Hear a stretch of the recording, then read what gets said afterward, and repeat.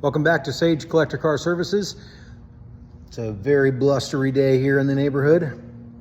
It's interesting working in a big metal building. There's some threat of tornadoes or hail or whatever outside, and it's like you kind of hear all that here in the shop. It's just a big metal building, and it sounds like there's a threat of tornadoes or a threat of hail, but I'm just in here plugging away on this 1958 XK-150. Got some smoothing going on, filling some holes, going to be doing some welding and some patch panels. It's got some needs on the interior.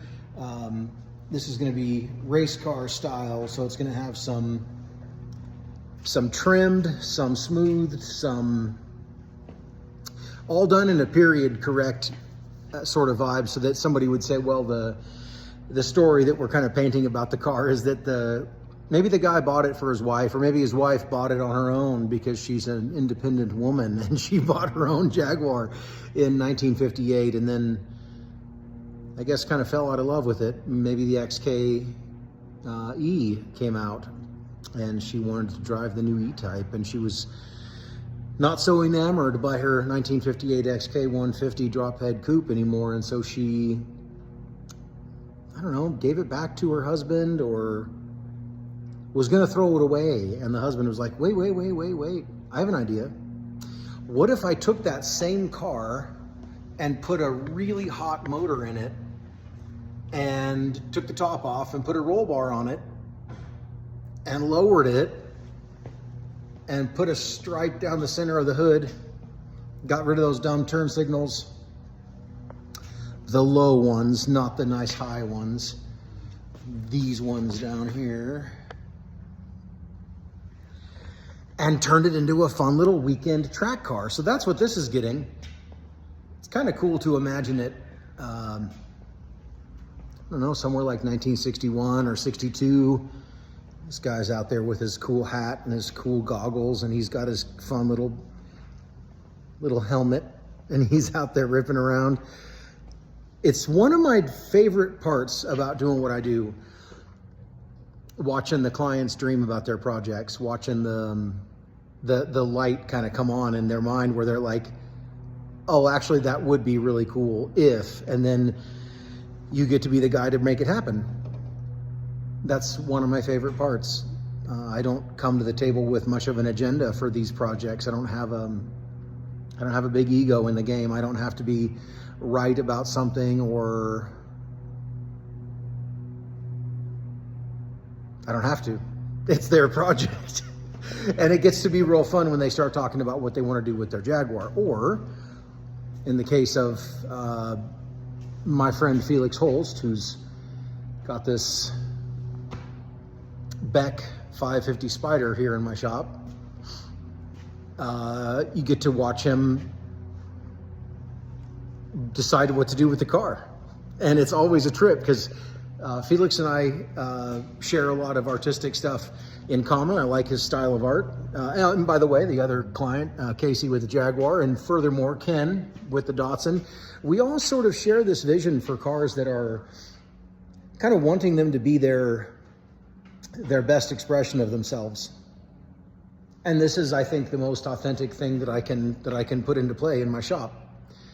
Let the project sort of have its vibe. And in this case, the Spyder was a theft recovery.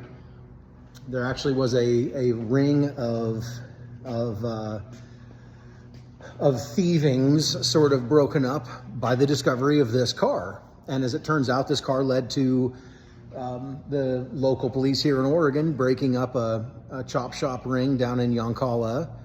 And then they broke one up, I think, in Mapleton, and then they found one in Sweet Home, and then they found a couple cars in Eugene.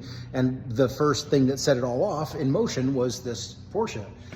Because, of course, the grandpa, the man who owned this car, had said, oh, to his family, I've got this 1950, I think they said 56 or 7, its title is a 58, Porsche. Well, and that's a very expensive thing. And I can imagine the cops were just like, whoa, you said what, stolen? Well, it's not an original, but it is a BECK, and it's a very early BECK.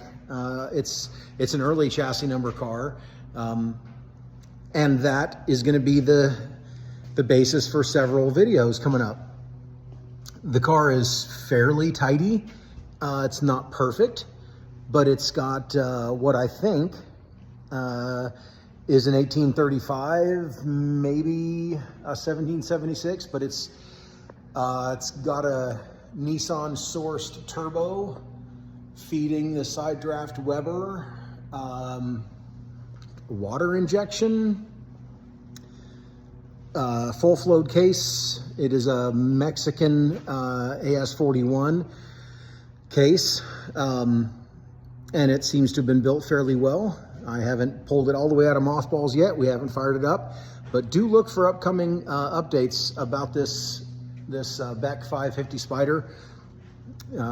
Felix is a really cool dude first, but he's a really specific. His art is really specific.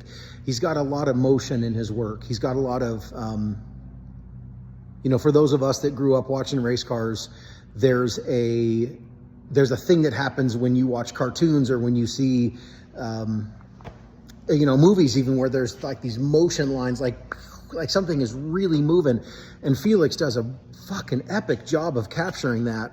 And that little Spyder, I think, is going to be a really fun piece for him to put into motion as well. I don't know what the future of that little car is going to be, but I'd like you to follow along and see what happens with it.